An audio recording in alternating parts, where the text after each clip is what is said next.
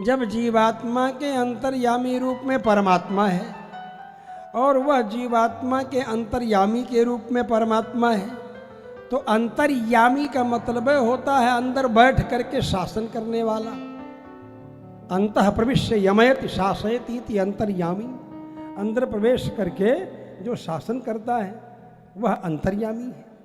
तो अंदर बैठ करके शासन करता है, किसके ऊपर शासन करता है? जब अंतर्यामी तो एक शासित हो गया, एक शासक हो गया। शासक अंतर्यामी परमात्मा हो गया, शासित जीवात्मा हो गया। अपने आप ही उस जीवात्मा के अंदर विशिष्ट रूप से विराजमान, उस जीवात्मा से विशिष्ट जो परमात्मा है वह अपने आप ही विशिष्ट है। तो जितनी भी जीवात्माएं हैं उन सभी जीवात्माओं के अंदर प्रवेश करके जो परमात्मा विराजमान है उन सभी जीवात्माओं से विशिष्ट है, और उन सभी जीवात्माओं में रहने वाला जो परमात्मा है वह अद्वैत है, वह एक है। विशिष्टयोः अद्वैतम विशिष्टाद्वैतम व विशिष्टानाम अद्वैतम। बोले विशिष्टानाम कैसे होगा? बोले सारे जीवों को अलग अलग कर दोगे तो नित्यो नित्यानाम चेतनश्चेतनानाम एको बहूनाम यो विदधाति कामान। इस सिद्धांत से बहुवचन भी कर लेंगे। और जब द्विवचन करेंगे तो सूक्ष्म जड़ और सूक्ष्म चेतन, इनके अंदर रहने वाला परमात्मा, और स्थूल जड़ और स्थूल चेतन, इनके अंदर रहने वाला परमात्मा, इन दोनों के अंदर रहने वाला परमात्मा दो परमात्मा नहीं है, एक ही परमात्मा है। सूक्ष्म चेतन और अचेतन रूपी विशेषण से विशिष्ट जो परमात्मा है, स्थूल जड़ चेतन से विशिष्ट जो परमात्मा है, वो दोनों एक है। विशिष्ट होते हुए भी एक है। विशिष्टयोः अद्वैतम, मन सूक्ष्म चेतना चेतन विशिष्ट, स्थूल चेतना चेतन विशिष्ट, इन दोनों से विशिष्ट दोनों परमात्मा एक हैं, दो नहीं हैं। और भद्रेश दास वेदांती अलग ही राग आलापने लगे। एक स्वामीनारायण संप्रदाय का एक खेमा ऐसा भी है जो अलग ही राग आलापने लगा और वेदांत की चर्चा करते करते विशिष्टयोः अद्वैतम विशिष्टाद्वैतम न मान करके अलग अलग ब्रह्मणों जिज्ञासा ब्रह्म जिज्ञासा अर्थ करके दुई ब्रह्म मानने लगे। अरे तुम जहाँ अभी पढ़े हो वहाँ भगवद रामानुजाचार्य भगवद रामानंदाचार्य पहले ही समाधान कर चुके हैं कि जो विशिष्ट का, दोनों विशिष्टों के अंदर दो कोई अंतर नहीं है। चाहे स्थूल चिद चिद विशिष्ट ब्रह्म हो, चाहे सूक्ष्म चिद चिद विशिष्ट ब्रह्म हो, कोई भी अंतर नहीं है।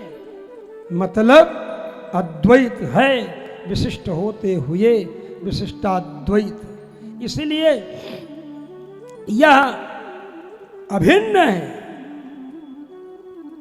वर्णन करते समय, विवेचन करते समय तो आपको भिन्न भिन्न विवेचन करना पड़ेगा। स्थूल चेतन और अचेतन में रहने वाला, सूक्ष्म चेतन और अचेतन में रहने वाला, ये अलग अलग करना पड़ेगा। समझ रहे हैं ना? कहने में भिन्न है लेकिन न भिन्न।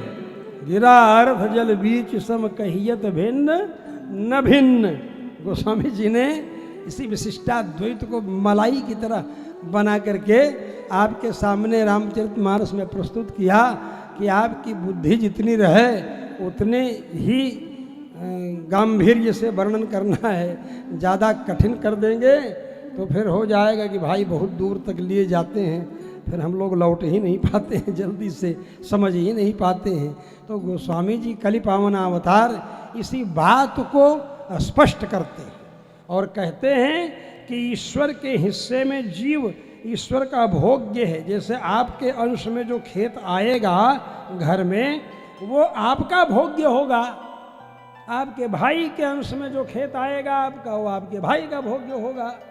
तो जीव जो है ईश्वर के अंश में आया हुआ है। ईश्वर अंश जीव अविनाशी, चेतन अमल सहज सुख राशि। मतलब ईश्वर को काटा वाटा थोड़ो गया है कि ईश्वर को काटा गया, काट करके टुकड़ा किया गया, टुकड़ा करके उसका अंश हो गया, ऐसा हिस्सा नहीं है, ऐसा अंश नहीं है, ऐसा भाव नहीं है शास्त्र में। समझ रहे हो? उसको काटा नहीं गया कि काट दिया गया तो ईश्वर का टुकड़ा जीव हो गया, ऐसा नहीं है। अरे जब जीव को ही नहीं काटा जा सकता तो ईश्वर को कहाँ से काट लो? जब जीव ही अच्छेद्यो यमदाह्यो यमक्लेद्यो शोष्येव च नित्य सर्वगत स्थाणुरचलोयम सनातन, अछेद्य है, अभेद्य है, उसको छेद नहीं सकते, उसको भेद नहीं सकते, उसको भिगो नहीं सकते, उसको सुखा नहीं सकते, नित्य है, नित्य और सभी सर्वत्र। ये भी मत समझ लीजिए कि हाँ यहाँ है वहाँ नहीं है। अंतःकरण में जीवात्मा हृदय के अंदर विराजमान है, लेकिन उसका धर्मभूत ज्ञान जो है, उसका धर्मभूत ज्ञान क्या है? जैसे दीपक है, दीपक का उजाला जो है वही वो दीपक का धर्मभूत ज्ञान है। तो दीपक का उजाला, दीपक का धर्मभूत ज्ञान है तो कमरे भर में है। समझ रहे हो ना? तो ऐसे आपके हृदय में एक स्थल पर जीवात्मा है और उसका ज्ञान, उसका प्रकाश आपके शरीर भर में है। तो आपके शरीर भर में उस जीवात्मा का ज्ञानमय प्रकाश है।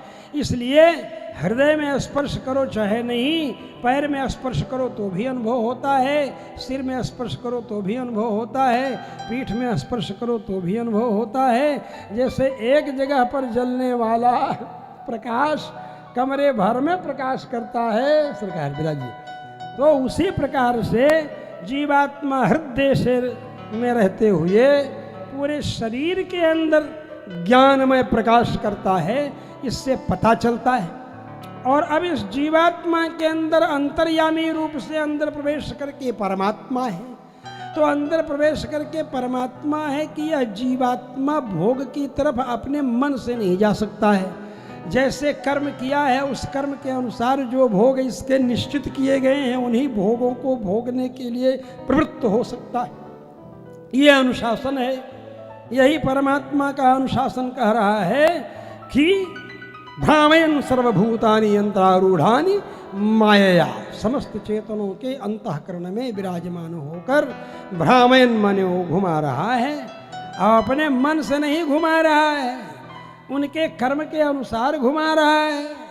उनके कर्म ही दूसरे कर्मों के लिए कारण बनते हैं, वही कर्म ही कारण बनते जाते हैं कर्म करने के लिए। इसीलिए ये नहीं कह सकते हैं कि भगवाने करवाए कर्म तो भगवाने भोगें, हम काहे को भोगें। आप अपने अभिमान में कर्म किए हैं इसलिए आपको भोगना तो पड़ेगा। जिस दिन आपके मन में ये भाव अंतःकरण से जम जाएगा कि हमारा यह शरीर जो है ये भगवान की संपत्ति है, भगवान का विमान है, भगवान इस विमान में अंतःकरण के अंदर ईश्वर सर्वभूतानां हृदय से तिष्ठति के रूप में विराजमान हैं। जब दृढ़ निश्चय हो जाएगा, जब यह अनुभव हो जाएगा कि यह शरीर रूपी फैक्ट्री भगवान के चरणों में गुरु जी के माध्यम से सौंप दी गई है, अब इस फैक्ट्री के मालिक भगवान हो गए हैं, तो उस फैक्ट्री का जितना भी सामान पैदा हो रहा है वो सब पाप और पुण्य जैसा सामान वो भगवान का हो जाएगा। तो पाप और पुण्य इन दोनों से छुटकारा मिल जाएगा। तो पाप भोगने के लिए नरक नहीं जाना पड़ेगा, पुण्य भोगने स्वर्ग नहीं जाना पड़ेगा। तब हम भगवान के वैकुंठ धाम में जाएंगे। लेकिन ये कब होगा? जब गुरुमुख हो करके हम भगवान के ही हो जाएंगे तभी होगा। अन्यथा हम ये अभिमान करते रहेंगे कि मैं करने वाला हूँ, मैं करने वाला हूँ, मैं कर रहा हूँ, तब तो मुझे भोगना ही पड़ेगा। बिना भोगे हम रहेंगे ही नहीं। इसीलिए पूर्वाचार्यों ने अनुसंधान किया कि भगवान आपका ही मैं हूँ और मेरा जो भी है वो भी आपका ही है।